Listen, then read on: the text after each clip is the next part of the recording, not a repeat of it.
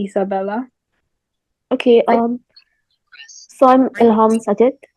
I've been part of the youth ambassador program since 2024, the August cohort. So yeah, and I've met many people from here, and yeah, it's been a great experience, like overall. All right. We're hoping to That's like, also how I joined this program. So okay, that's cool.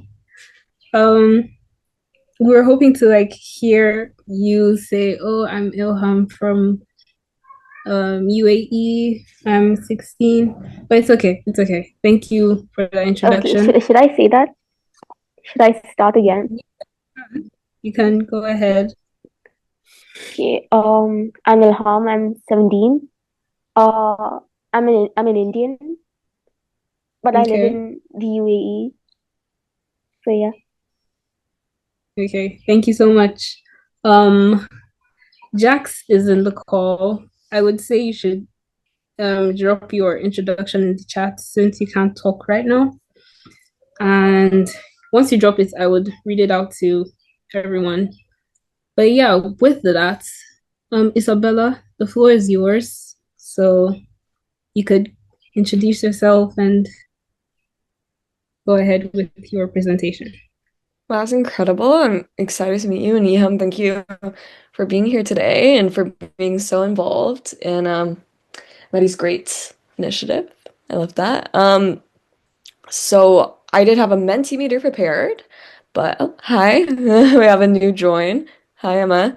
Okay. Um, I'm not sure that it will be the most useful as I usually do mentees with bigger crowds, but what we can do is there will be different questions on the screen, and you can answer them in the chat or through voice as well. You can just unmute, or if you feel uncomfortable and do want to be anonymous, you can do so through the Mentimeter as well. Um, yeah, I'm excited to get to know you guys. So usually I like to do a little icebreaker of like which cat do you feel like today? I don't know if there's enough of us to do this, but does anybody want to use the Mentimeter instead of chat or voice? Is anyone uncomfortable?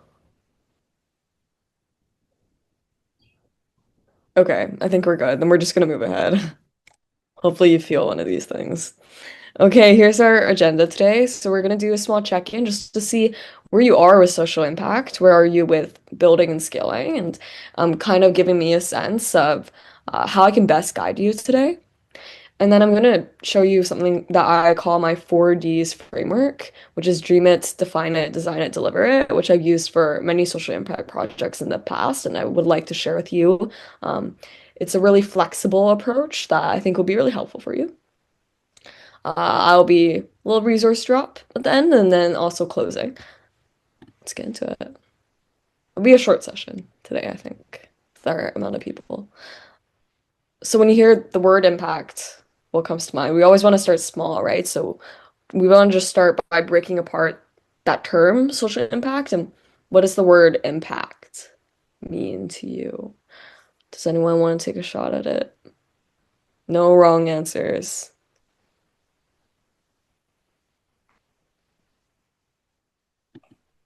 Yeah. Could I? Yeah.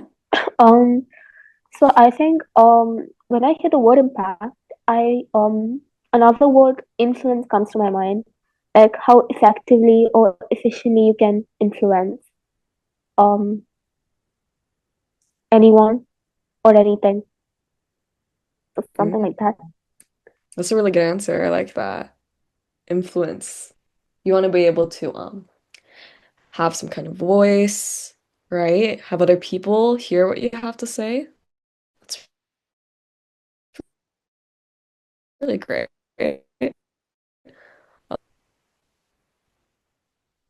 All right, that's okay. We'll have other opportunities. So I think that's a really great thing you just said, right? Impact means influence. And why do we want to influence, right? It's because there's some kind of meaning, some kind of purpose behind what we'd like to do.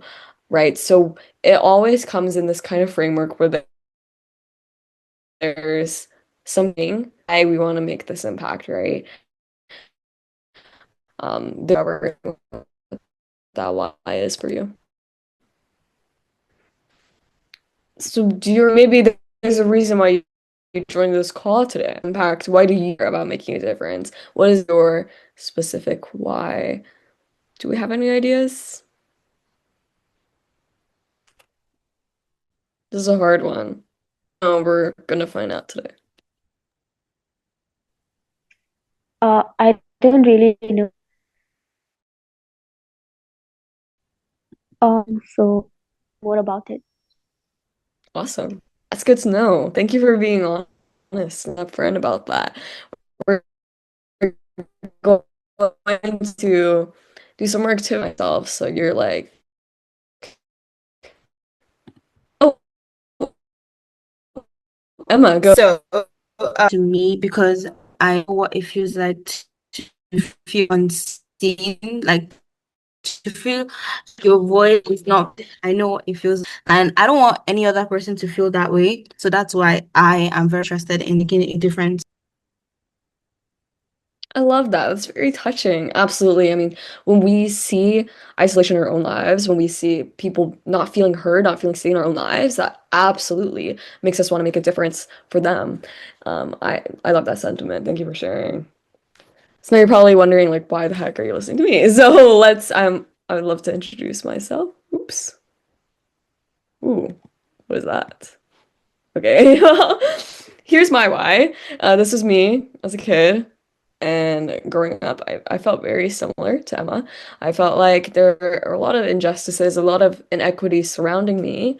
Um, and I felt that I was often not being heard in spaces, that youth were often seen as undermined, and that in the education system, that my own lived experiences weren't heard, and that teachers weren't to deal with trauma. So I always felt like I had this very global perspective, and I wanted to create a change through youth who are underserved, and especially in political conflict as well, because that was the area that I've lived experience in. And I took that why, and now I work with the United Nations. I'm on several international advisories. I'm a TEDx speaker and a research these kind of goals. And it's right. I think they often see me working with these organizations now and wonder, well, how did you get there? And that's been my goal ever since, to share that with youth and to share that with others about making change, you and kind of foster that global collectiveness. It's not a competition, we're a collective, right? So that's a little bit about me. So our first part of the framework, dream it, experiences, passions, frustrations. Like I said, it all starts with a feeling, right? So, Iham, you mentioned that you weren't totally sure what your why was, and I'm sure that's the case for um, a lot of people.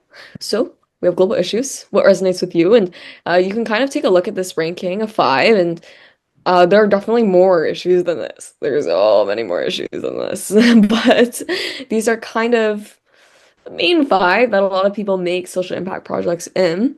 So, take a look and see what resonates with you, what kind of jumps out at you and screams, "Hey, I have lived experience with this. Like I care about this," or "Hey, this affects my life." Or you feel like you have an idea where you really want to see this change happen in your community. You can do this on your own notebook, in the chat, or if you'd like, you can talk out loud. Yeah. To be honest, I think all of these issues resonate with me because I mean that's like no single issue that I'm particularly fixed upon because I've gone through all of these issues during my entire life. Like I wasn't like I only started becoming aware about it like 2 years back or a year back. I'm not sure, but it's like it was only like really recently or something. Yeah. Mm. I think that's a beautiful thing as well, right? We don't always have to focus on one thing. I think it's great to care about multiple or all of these topics and kind of have an equal passion. There's a lot of power to that. Emma? Okay, so for me, it's mental health. Where I'm from, the family I come from, it's not like okay to be depressed or have like issues, even when a lot of people in my family definitely have mental health issues. I remember like the first time I went through, like I was depressed, and that was the first time I tried to take my life, and my family like found out. And the things they said to me, I kind of like regretted like not going through it. You understand? Because of where I'm from. So it's definitely something. A lot of people I know are struggling with a lot of things. A lot of youths have like a lot of issues, and yet we're like, oh, you make things about yourself, or you're too sensitive, making it look like it's a problem when it's actually a thing. It's actually an issue. So yeah. Thank you for being so vulnerable and brave to share that. Um, I totally agree. Like mental health is so incredibly stigmatized, especially in different cultures as well. I feel like there's always this kind of taboo about mental health. That's something that I like to focus on in my work too. It's so vital. It is as important as physical health, and not a lot of people are able to recognize that. That's really harmful to our youth, right? To our next generation. So I love that you're kind of resonating with that topic and, we can discover what we want to do there. Thank you for sharing.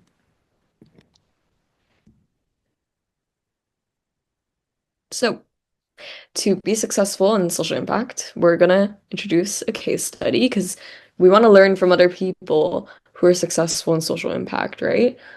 Um, So I wanted to use Free Periods by Annika George because I think that as a women's empowerment organization, that this is the perfect example for us. So Annika's why was when she read an article about students in the UK who are missing school because they couldn't afford menstrual products, and it made her feel very angry and compelled to act, kind of like Emma just felt. She quoted from an article, "I couldn't stop thinking about the unfairness of it. I thought, why isn't anyone talking about this?" So she has that personal experience, that passion, that fire to be able to go through this long process of creating a social impact project. Um, and she discovered a gap, right? There isn't people already making a difference in this area, or if this difference is here, it's not large enough to be able to cover this whole breadth or this whole depth of the topic, right? So it's that gap and that passion. Define it. Okay, this is our second part. We're gonna identify a clear aim. So in Annika's case, her problem was the students from low-income backgrounds were experiencing period poverty. They were unable to afford menstrual products and missed school as a result. Her dream was that she achieved a country where no student had to miss school because of their period. So she had very clear impact statements that really matters for young people, right? Where menstrual care was treated as a basic right, so it was being destigmatized, just like mental health in a way. Her first action was when she started a petition calling on the UK government to provide free menstrual products in schools. And then she used her social media to rally support, and she also wrote letters to policymakers. We'll get into this later, of different avenues that you can create social impact. Uh, but this is a good kind of overarching view of how you can identify your problem and create a statement. So thinking about your role, I know this is a lot. It's a very large diagram. I'm gonna break it down. So one misconception about social impact is that you have to change everything. Like, for example, my work at the United Nations, I'm not doing every single role, right? I'm taking on one role. In my case, I'm taking on local champion and backbone. Right. So when you're thinking about creating your social impact project, or taking your role in social impact, you want to think about what exactly it is that you like to do and that you're good at doing, or that you want to learn how to do, right? Where are your transferable skills best at, and does that align with where you want to be at? So there's kind of four general areas that you can be in, right? There's the backbone where you lead, you research issues and solutions and cases for change. You're a media voice, you mobilize resources. So you're basically this big public voice, as well as being an expert on your topic. So there's also a local champion. This is kind of a backbone, but smaller, and you do less of the research and more of the talking. There's a lot of piloting, a lot of lobbying, a lot of searching for grants and funding as well, and being a public advocacy campaigner, engaging and providing voice. So this is great if you really like to speak and be engaged with different kinds of organizations in your community. There's the expert. So if you hate speaking, and you hate like being out there, advocacy, there's another misconception about advocacy. You don't have to be loud and you don't have to be in front of crowds. Experts are incredible. They are the foundation for everything. They have a lot of technical expertise. You're often researching, writing letters, and you're doing all of this like back of the room stuff that is incredibly, incredibly impactful, but you don't have to be in front of everyone. So that's a great role that I've seen a lot of people take when they thought advocacy couldn't be that. And lastly, there's the active supporter. So you don't always have to be the one taking on all the roles. You don't always have to be the one leading the initiative, right? Just participating in consultations and having your lived experience in advocacy campaigns, in your community. That's already doing a lot and helping the people that you're representing feel seen and heard. So now that we kind of have an idea of these different tools that we can use, I'd like you to take down this table, uh, whatever notes you're using in the chat, whatever you'd like, or even in your head if you'd like to today. Um, Call me. What's the problem? You know, if you're curious about multiple problems, like EHAM, you can definitely brainstorm multiple. Who's affected, right? Like, why does this problem matter? Who are we actually helping here? Like, for example, with Anka, right? Um, Periods in schools. This affects students. It's very clear. Column C. What's one small action that could help? Let's start small. What is one small thing that could help in this issue? So I'm going to give you a minute to do that. And if any of you want to share, feel free to.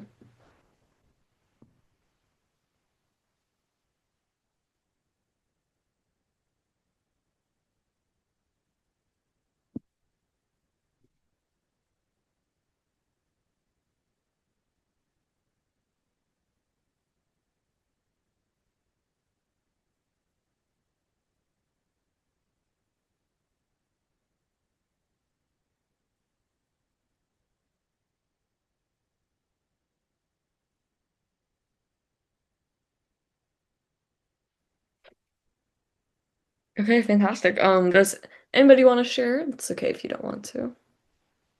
Could I? Yeah, go ahead.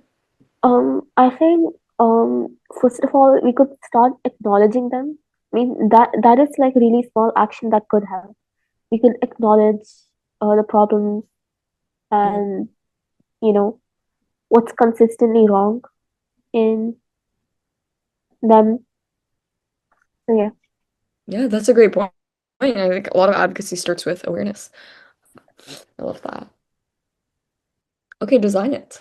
Theory of change. I see we're almost done here. 9 minutes. Yeah, I think that's enough for us. So design it. Your theory of change. This is very important because this is how you're actually going to make it happen. This is your action plan right here. So put it very simply, you can use the framework. If I do X, then Y will happen so that Z improves in the long term, right? So you're not trying to like make Z happen. Like for example, um, destigmatizing mental health. You're not going to destigmatize all mental health in the world, right? It's not feasible yet.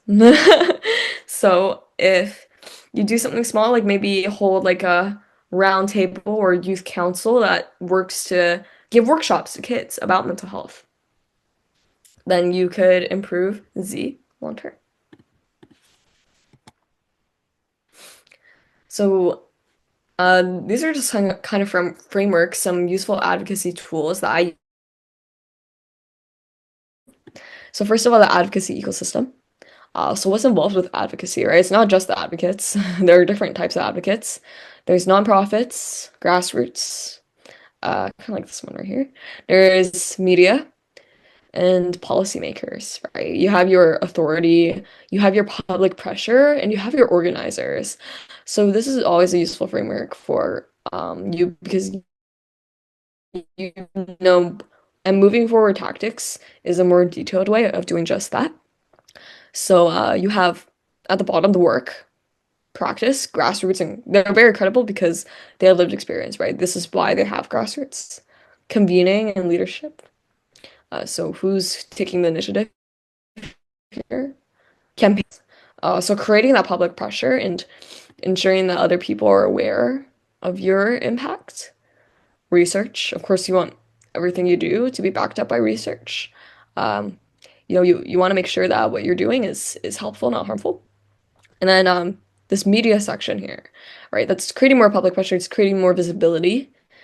And the top is policy, right? At the end of the day, you want to create some kind of systemic change later on in your advocacy journey. So definitely looking at policy is an important part. So when we're looking at mobilizing governments, there are kind of five areas. So sense of possibility. You want to build a very aspirational goal to be able to present to policymakers. Evidence for need. So again, that research bit, right? They always like to see numbers. Even though I think us as advocates, we see the value in qualitative. We see the value in people saying, hey, this is my lived experience. But a lot of times government, they want to see something statistical. It's just the life of it. So like 500 people are affected by this, right? Political relevance and benefits. Why is this a compelling cause? And why is this something that politicians could possibly profit out of if they could champion your issue? Sense of efficacy. So, like how can this actually happen? Goes back to that mini framework, that target. And then also peer pressure and momentum in a good way, like media, right? Public pressure. So you can just kind of say it or think it or in the chat, whatever you'd like. What calls to you? There's a lot of different avenues, and you absolutely don't have to do all of them, right? You could host a workshop like this one, or something like Raise Them Queens, right? An amazing place for girls to meet. Yeah, I see you. You could start a campaign. You could create a digital resource for people to use, across the world. You can do research. You can build a community, change policy. If anyone wants to speak, this is your time. If not, just take in all of this information. Um, Shot a lot of stuff at you, but yeah. Yeah, so I think building a community sounds more plausible to me. I think that's a way that people can connect with each other, share ideas, and just mingle with each other. So I mean it it's just much more plausible, yes. So Mm, absolutely. And I see says the same thing too, build a community. And I think that's a great sentiment because it's always more powerful when there's more people together. And I think that's a beautiful thing to be able to share your lived experiences with other people and resonate on that level. That sense of belonging is something that's really difficult to find for a lot of people. So I think fostering that is the most important thing. I love that. So now in case study, let's just see what it became. Oh, Emma, do you have something you'd like to say? To start a campaign. A lot of people don't know that something is a problem until you tell them that it's a problem. As I said, where I was raised, I mean, I'm still going to, my community, you're not allowed to be sad. It's like you have a roof over your head, you eat, like, why are you being sad? You understand? So many people don't understand that it's actually normal to feel a certain way, not to be happy all the time. So definitely raising awareness, letting young people know that it's okay to be sad. It's okay not to have your life figured out. Yeah. I really like that you said that because in a lot of the mental health work I've done in the past, it always has been started campaign as well. It's always has been, raising awareness and ensuring visibility for your cause. Because I think when you see a poster, when you see a post about letting yourself feel mental health and you see other people around you doing that, that makes you feel more comfortable to do it. So I love that you said that, and I'd love to help you with that if you need any. So just very quickly, Annika case study. She created the hashtag Free Periods movement, which was campaign. There you go. She organized a protest of 2,000 people outside of the parliament. So that's your public pressure. That's your media. And then the UK government committed to providing free menstrual products in all secondary schools and colleges across England. So that was her policy impact. So she made a huge impact, and she started small from just reading an article and noticing the problem. Deliver it. Just make your viable project. So this is called the adequacy spectrum, momentum over perfection, right? There's so many different ways to do it, and you just want to start one thing, just do it, and then you're going to gain momentum over time. It doesn't have to be perfect to start. This is a lot. I'm not going to go through all of it. You can feel free to take a picture if you'd like, but this is from a nonprofit network that I'm a big fan of. They create a lot of frameworks like this. Uh, and basically it just says downstream and upstream. So upstream is like the very difficult kind of tasks that are a little bit more policy-ish, a lot more uh, level of expertise needed, a level of policymakers backing you up, while downstream is more of a better place where you can start, where anybody can start these initiatives and learn from there. I'm not going to go through all of it just for the sake of time, but definitely take a look at that. Potential areas of support. The public pressure, membership, funding, authorities in your areas of focus, sisters organizations, corporations, with social mandates that could possibly fund you. Like, for example, I work with Dove, the soap brand, because they have a social mandate for girl self-esteem. So there are different kinds of areas where you can kind of squeeze yourself in there, and definitely let me know if you want help with that. So we're almost out of time, so we're not going to do this, but this is a great way to start. You don't have to have everything figured out. Some of the most powerful change begins with a single step. So don't be scared to start, because your voice does matter. Oh, I wish I had time for this, but you can let me know afterwards. Once the meeting ends, let's just rejoin with the same link Okay, because I don't have anything yeah. left except for the kind of after Yeah, the session. question and answer session. So we still need time to properly connect there. So once the meeting ends, let's just rejoin. Yeah, so this is like my contact information if you want to let me know how the session went, or if you want to let me know what you enjoyed.